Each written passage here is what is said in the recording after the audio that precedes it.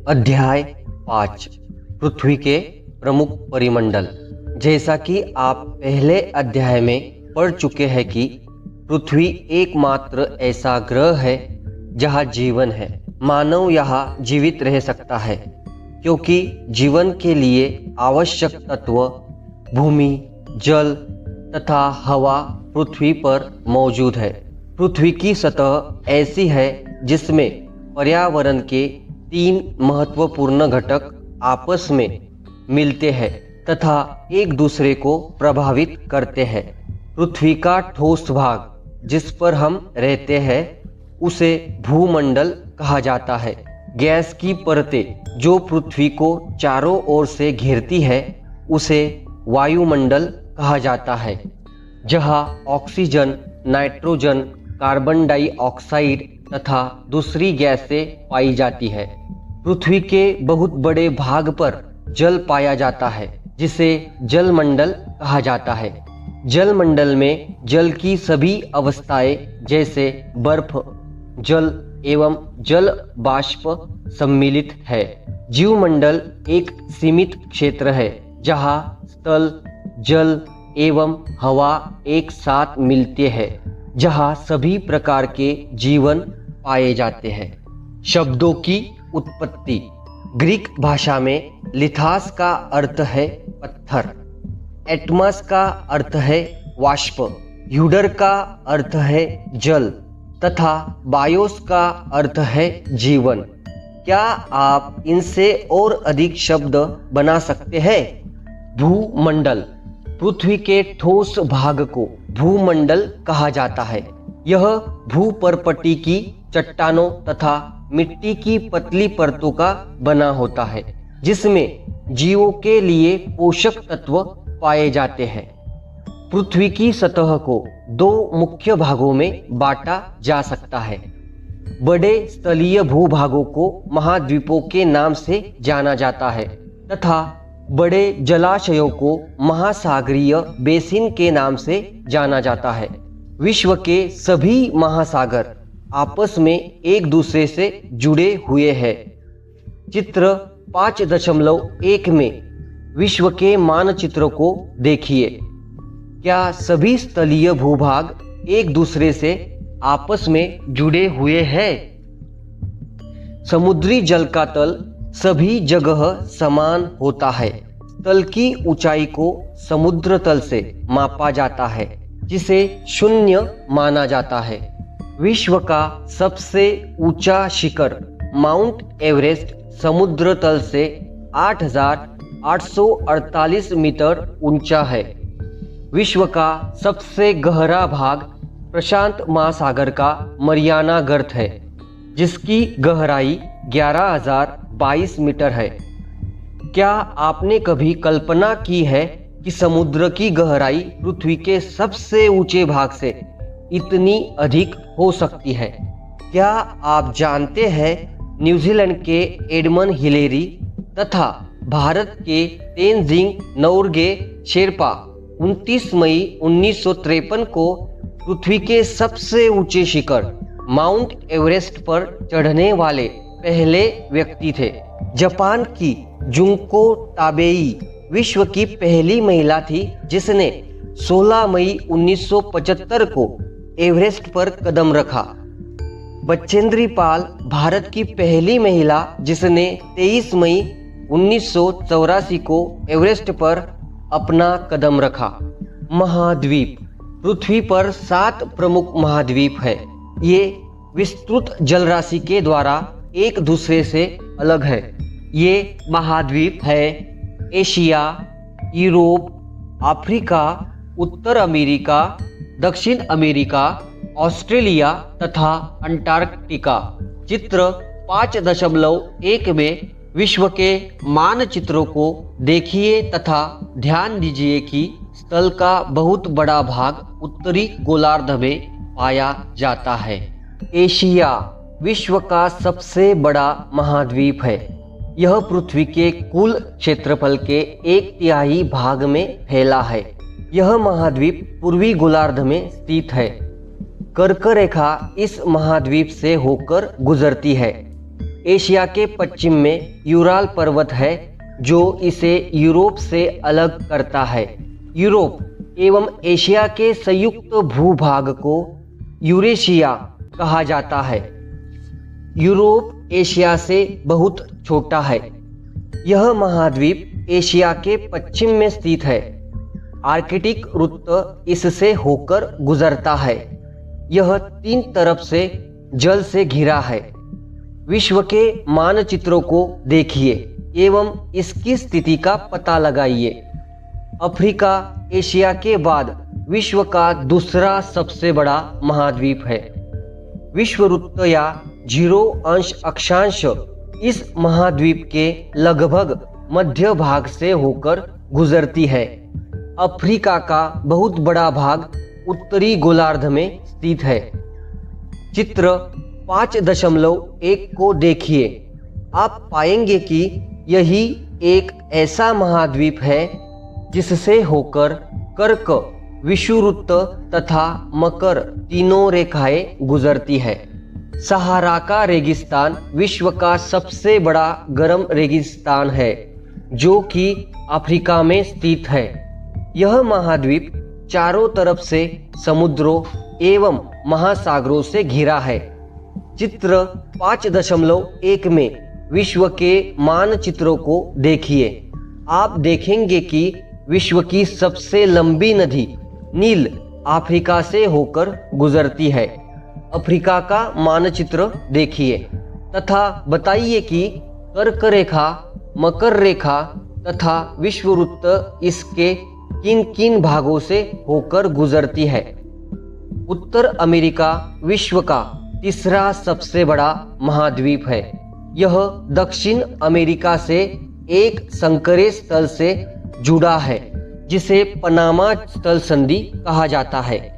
यह महाद्वीप पूरी तरह से उत्तर एवं पश्चिमी गोलार्ध में स्थित है। यह महाद्वीप 3 महासागरों से घिरा है। क्या आप इन महासागरों के नाम बता सकते हैं? दक्षिण अमेरिका का अधिकांश भाग दक्षिणी गोलार्ध में स्थित है।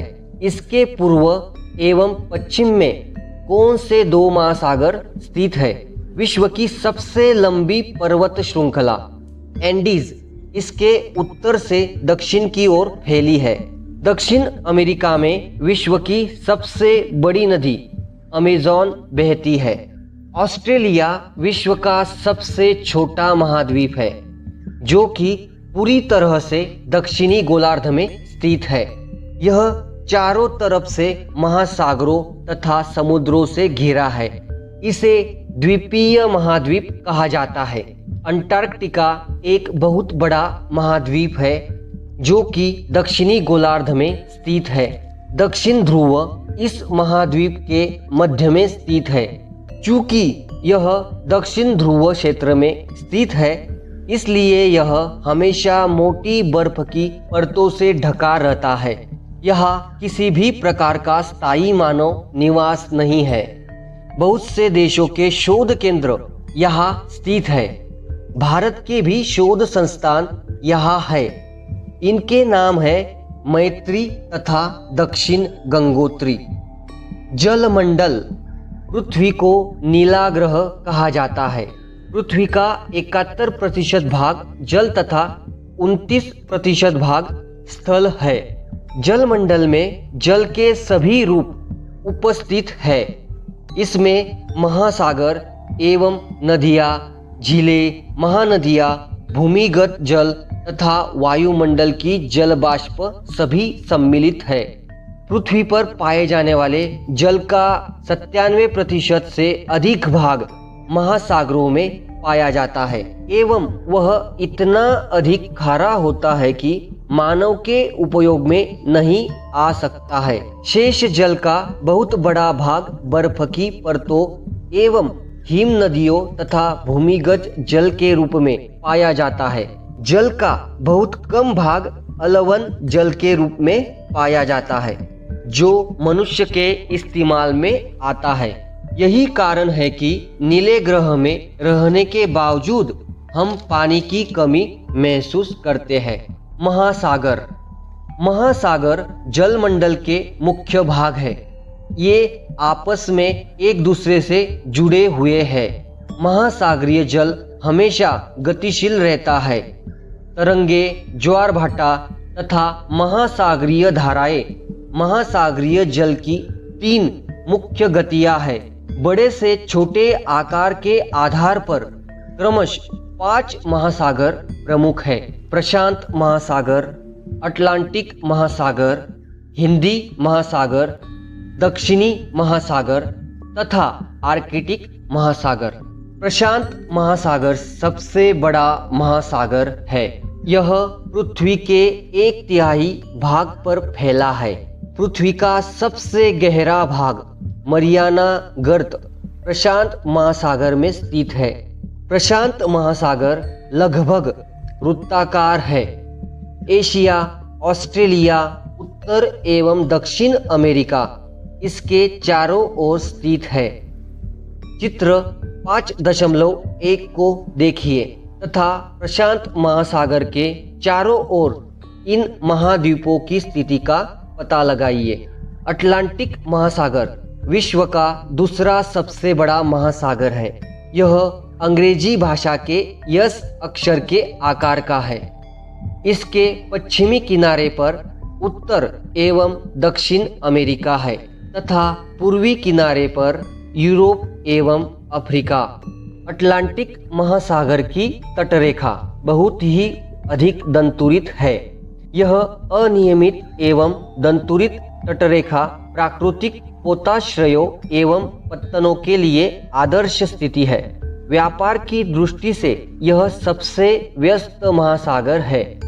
हिंदी महासागर ही एक ऐसा महासागर है जिसका नाम किसी देश के नाम पर यानी भारत के नाम पर रखा गया है। यह महासागर लगभग त्रिभुजाकार है। इसके उत्तर में एशिया, पश्चिम में अफ्रीका तथा पूर्व में ऑस्ट्रेलिया स्थित है। दक्षिणी महासागर अंटार्कटिका महाद्वीप को चारों ओर से घेरता है। यह अंटार्कटिका महाद्वीप से उत्तर की ओर 60 अंश दक्षिणी अक्षांश तक फैला हुआ है। आर्कटिक महासागर उत्तर ध्रुववृत्त में स्थित है तथा यह उत्तर ध्रुव के चारों ओर फैला है। यह प्रशांत महासागर से छिछले जल वाले एक संकरे भाग से जुड़ा है जिसे बेरिंग जल संधि के नाम से जाना जाता है। यह उत्तर अमेरिका के उत्तरी तटों तथा यूरेशिया से घिरा है। वायुमंडल। हमारी पृथ्वी चारों ओर से गैस की एक परत से घिरी हुई है जिसे वायुमंडल कहा जाता है। वायु की यह पतली परत इस ग्रह का महत्वपूर्ण एवं अटूट भाग है। यह हमें ऐसी वायु प्रदान करती है जिससे हम लोग सांस लेते हैं। यह वायुमंडल हम लोगों को सूर्य की कुछ हानिकारक किरणों से बचाता है। वायुमंडल 1600 किलोमीटर की ऊंचाई तक फैला है। वायुमंडल को इसके घटकों, तापमान तथा अन्य के आधार पर 5 परतों में बांटा जाता है। इन परतों को पृथ्वी की सतह से शुरू करते हुए क्षोभमंडल, समतापमंडल, मध्यमंडल, आयनमंडल तथा बहिर्मंडल कहा जाता है। वायुमंडल मुख्यतः ऑक्सीजन एवं नाइट्रोजन का बना है जो कि साफ तथा शुष्क हवा का 99% भाग है। आयतन के अनुसार नाइट्रोजन 78%, ऑक्सीजन 21% तथा दूसरी गैसें जैसे कार्बन डाइऑक्साइड, ऑर्गन इत्यादि की मात्रा 1% है। ऑक्सीजन सांस लेने के लिए आवश्यक है जबकि नाइट्रोजन प्राणियों की वृद्धि के लिए आवश्यक है। कार्बन डाइऑक्साइड यद्यपि बहुत कम मात्रा में है लेकिन यह पृथ्वी के द्वारा छोड़ी गई ऊष्मा को अवशोषित करती है। जिससे पृथ्वी गर्म रहती है। यह पौधों की वृद्धि के लिए भी आवश्यक है। ऊंचाई के साथ वायुमंडल के घनत्व में भिन्नता आती है। यह घनत्व समुद्री तल पर सबसे अधिक होता है तथा जैसे जैसे हम ऊपर की ओर जाते हैं यह तेजी के साथ घटता जाता है। आप जानते हैं कि पहाड़ों पर पर्वतारोहियों को हवा के घनत्व में कमी होने के कारण सांस लेने में कठिनाइयाँ होती है। ऊंचाई पर सांस लेने के लिए उन्हें अपने साथ ऑक्सीजन सिलेंडर लेकर जाना पड़ता है। जैसे जैसे हम ऊपर की ओर जाते हैं तापमान भी घटता जाता है। वायुमंडल पृथ्वी पर दबाव डालता है। यह एक स्थान से दूसरे स्थान पर अलग अलग होता है। कुछ क्षेत्रों में हमें अधिक दाब महसूस होता है जबकि कुछ क्षेत्रों में कम। वायु उच्च दाब से निम्न दाब की ओर बहती है। गतिशील वायु को पवन कहा जाता है। जीवमंडल जीवमंडल स्थल, जल तथा हवा के बीच का एक सीमित भाग है। यह वह भाग है जहाँ जीवन मौजूद है। यहाँ जीवों के बहुत सी प्रजातियां हैं जो कि सूक्ष्म जीवों तथा बैक्टीरिया से लेकर बड़े स्तनधारियों के आकार में पाई जाती है। मनुष्य सहित सभी प्राणी जीवित रहने के लिए एक दूसरे से तथा जीवमंडल से जुड़े हुए हैं। जीवमंडल के प्राणियों को मुख्यतः दो भागों जंतु जगत एवं पादप जगत में विभक्त किया जाता है। पृथ्वी के ये तीनों परिमंडल आपस में पारस्परिक क्रिया करते हैं तथा एक दूसरे को किसी न किसी रूप में प्रभावित करते हैं। उदाहरण के लिए लकड़ी तथा खेती के लिए वनों को काटा जाए तो इससे ढलुआ भाग पर मिट्टी का कटाव तेजी से होने लगता है। इसी प्रकार प्राकृतिक आपदाएं जैसे भूकंप से पृथ्वी की सतह में परिवर्तन हो जाता है। हाल ही में सुनामी के कारण अंडमान एवं निकोबार द्वीप समूहों का कुछ भाग पानी में डूब गया। झीलों तथा नदियों में दूषित पदार्थों के प्रवाहित होने से उनका जल मानव के इस्तेमाल के लायक नहीं रह जाता है। यह जल दूसरे जीवों को भी नुकसान पहुंचाता है। उद्योगों, तापीय विद्युत संयंत्रों तथा गाड़ियों का उत्सर्जी पदार्थ वायु को प्रदूषित करता है। कार्बन डाइऑक्साइड वायु का एक महत्वपूर्ण घटक है, लेकिन कार्बन डाइऑक्साइड की मात्रा में वृद्धि के कारण पृथ्वी के तापमान में वृद्धि हो रही है। इसे भूमंडलीय तापन कहा जाता है। इसलिए भूमंडल, वायुमंडल तथा जलमंडल के बीच के प्राकृतिक संतुलन को बनाए रखने के लिए पृथ्वी के संसाधनों के सीमित उपयोग की आवश्यकता है। धन्यवाद।